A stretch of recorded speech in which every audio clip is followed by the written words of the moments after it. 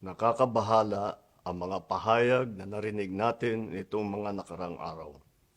Nandyan ang walang pakundangang pagmumura at ang pagbabanta ng planong ipapatay ang ilan sa atin.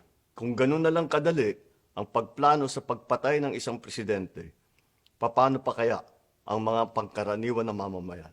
Yang ganyang kriminal na pagtatangka ay hindi dapat pinapalampas. Yan ay aking papalagan. As a democratic country, we need to uphold the rule of law.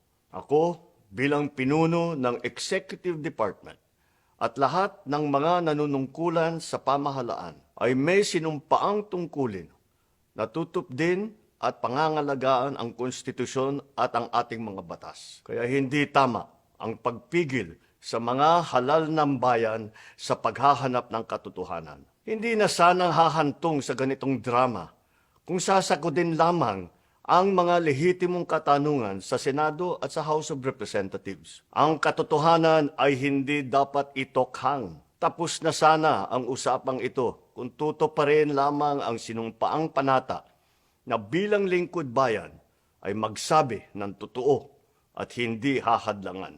Imbis na diretsahang sagot, nililihis pa sa kwentong chicheria.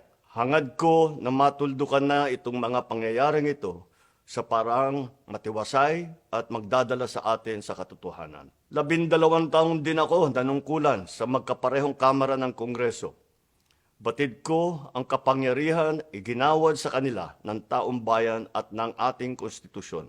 Dahil dito, iginagalang ko ang kanilang gawain bilang isang independenteng sangay ng ating republika. Kahit ang buong executive branch, lahat ng mga ahensya ay hindi nakakaligtas at parating sumasailalim sa kanilang masusing pagsusuri. Bilang isang bansa, marami tayong mga paghamon na dapat harapin at mga suliraning dapat bigyan ng lunas. Sa kabila ng mga pambabatikos, nakatuon ang aking pansin sa pamamahala.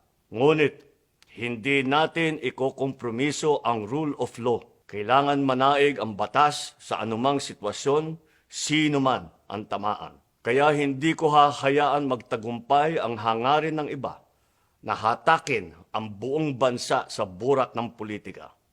Igalang natin ang proseso. Tuparin natin ang batas. Alalahanin natin ang mandato na pinagkatiwala sa atin ng milyon-milyon na Pilipino. Magtrabaho po tayo sa ikauunlad ng Republika ng Pilipinas at para matamo ang bagong Pilipinas.